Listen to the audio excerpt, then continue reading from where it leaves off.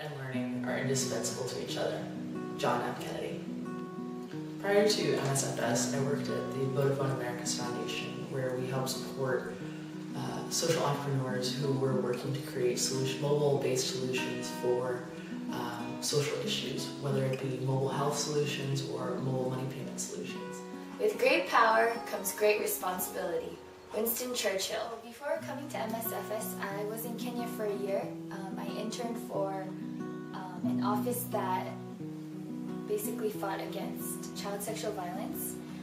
We had about 20 people in our office. There were investigators, social workers, and lawyers, and then some foreign interns. And I realized very quickly that, in society, if there's one child being raped, we shouldn't tolerate that at all. That's wrong, it's messed up, right? But there were hundreds and thousands of children being raped and put in these violent situations, and perpetrators making sure that they wouldn't go to the police, that they wouldn't go to the hospital to save themselves. And I realized very quickly that this was a huge problem, not just in Kenya, but all over the world. And that really emboldened me to do something about it, because it made me so upset and angry that some children had to grow up this way. It is what we make of what we have, not what we are given, that separates one person from another. Nelson Mandela. When I was 12 years old, my dad was diagnosed with Crohn's disease. Over the next few years, as he got sicker and sicker, he looked more towards drugs and alcohol to escape the pain.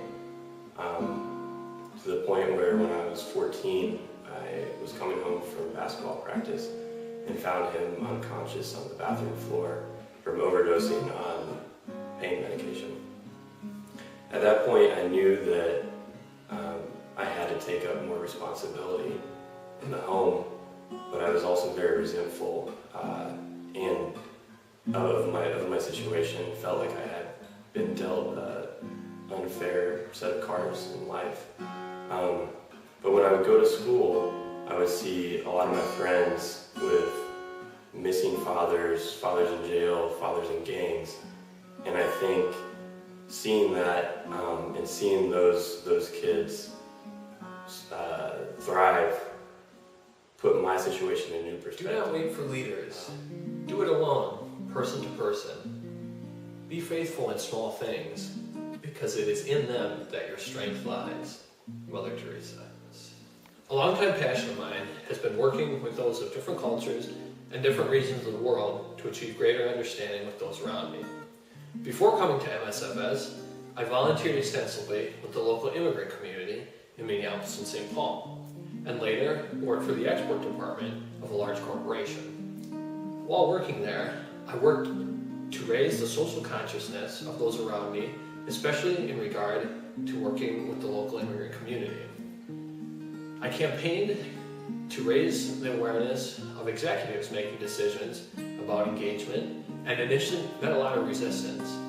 But later, with perseverance and determination, I showed them that it was part of our ethos as a company and part of our ethos as a community member to engage with these organizations and these populations.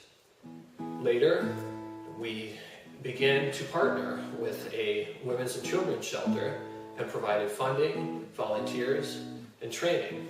This partnership continues today and has achieved a great amount of success. I felt that my work at Vodafone mattered and that we were making a difference. However, there was something missing, and I think that's where MSFS comes in.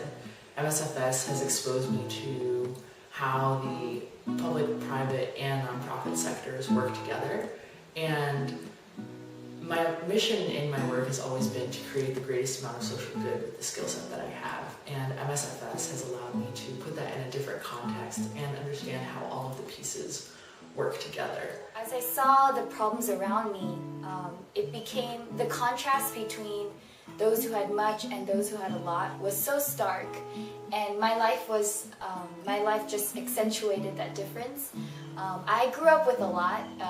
My parents were immigrants, and they sort of paved the way for me to grow up in a good home, good education. I lived a privileged life, and it just felt sometimes it almost felt like a burden. That later became a passion, but it just felt like I couldn't hoard it, I couldn't just keep it to myself and just have it for my own little family for the rest of my life. So I needed to channel it somewhere.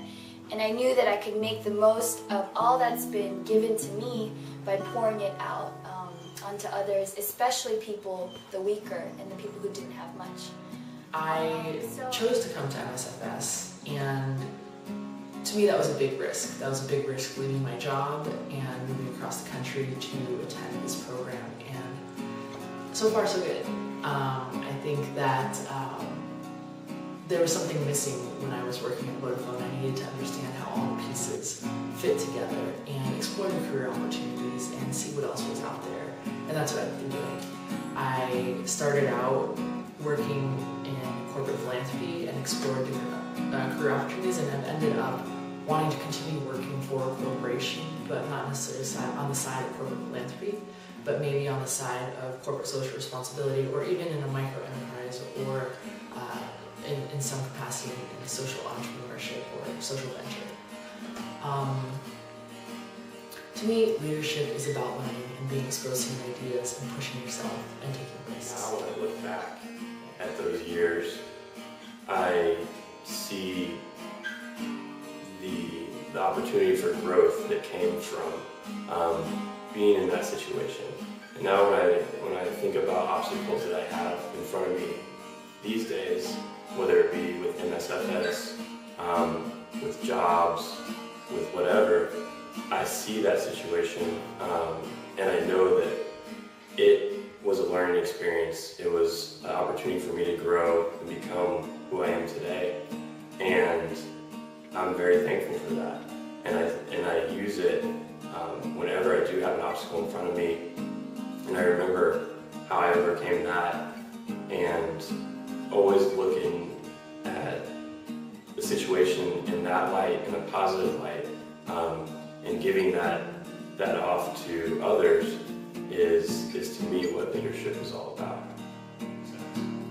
At MSFS, I continue this ethos of service leadership by serving as a student representative, and hope to continue it as well after MSFS, serving others abroad as a peacekeeper, and also serving my country as a diplomat. I believe in service leadership. And I thought about my experience. I realized that did take a form of leadership. I had to commit. I had to, I guess, kind of step out of the norms, have courage. And in that sense, that taught me a lot about leadership. And also when I was in Kenya, I guess another quality of leadership that I learned was just because you have power doesn't make you a leader. It's all about how you channel that power. Are you a trustworthy person with the power and the advantage that you've been given? And I just saw a lot of people who didn't use that in the right way. And not that I'm perfect either, but I think a stellar leader is somebody who can use that advantage, the resources that one's given, and then use it selflessly for others. I am Britt Hinchliff. What's your story? I'm Peter Bilderbeck. What's your story? I'm Colby Kirk. What's your story? I'm Jennifer No. What's your story?